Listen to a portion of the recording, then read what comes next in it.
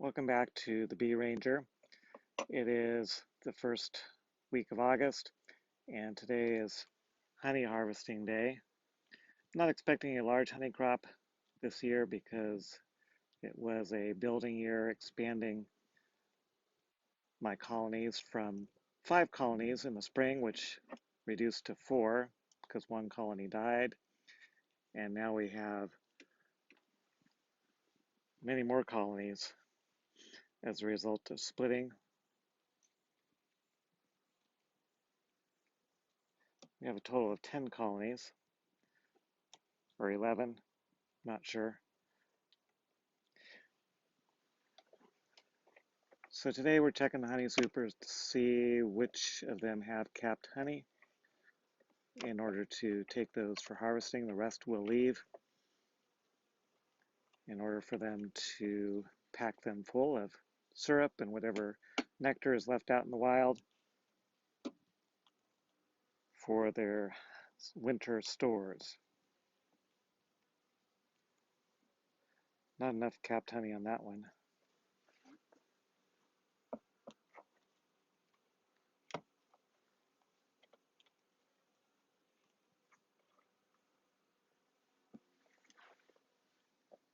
Not enough capped honey.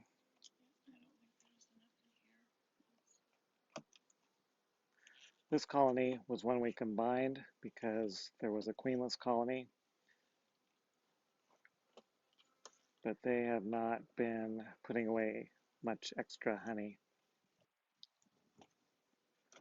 What I will do as we get into the fall is probably break this colony down into 1 deep and 1 medium.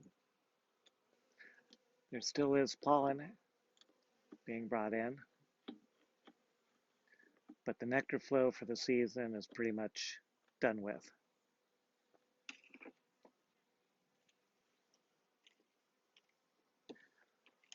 No honey from this hive, but we are going to do a Varroa mite wash, alcohol wash, to make sure that their mite population is not getting out of control.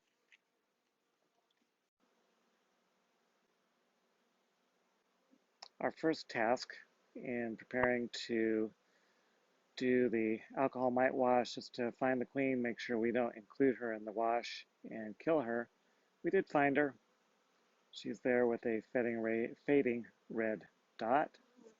So now we can pull the sample of bees for our mite wash. I want to take a frame that has a good amount of nurse bees on it because those are the ones that most commonly have mites. I'm going to shake them into this little tub here and then pull my sample from the tub. I'm going to let Mrs. Bee Ranger shake off the sample. I would turn the frame sideways so more bees fall in. Or here, let's do it like that.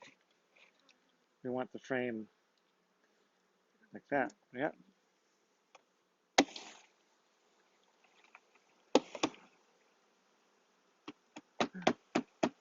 We don't want to crush the bees.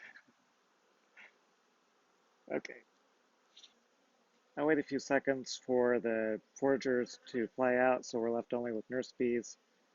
Looks like there'll be a few drones in there, but it'll be good enough. Okay, scoop them. Scoop them up to the line there. Can you see the line in the bottom? In the cup. Yeah, just the top line. And fill it really good because you're gonna lose a lot of bees. Okay, then once I get them inside the Varroa Easy Check cup, I shake them around for a minute, and then I count the number of mites on the bottom of the cup. Now I'm going to take a look at the bottom of the cup and see if I can identify any mites. There are a few bees that got outside of the strainer. It was Mrs. Bee Ranger's first time using this, and she thought the bees were supposed to be poured into the cup and not left in the strainer, but that's okay. After taking a close look at the bottom of the strainer, at the bottom of the cup, I'm not seeing more than 2 mites. That's a good count. than what I would hope to see this time of year. I'll still do a mite treatment with Apigard and then do oxalic acid vapor treatment in the fall and winter. These bees have survived more than one season, and actually since 2019. So they have developed a good mite resistance, it appears. Nope. We're checking the next hive over for comb that has capped honey. This one, turn around, has a lot on one side, not so much on the other. I think we're going to leave that one in.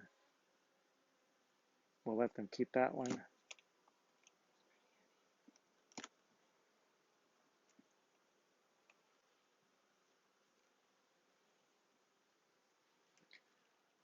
It's got a lot of dark honey on one side, dark honey on the other side. We're going to keep that one, so we shake off the bees, brush off the remaining ones. There aren't a lot on that frame, and we'll put it aside to be harvested.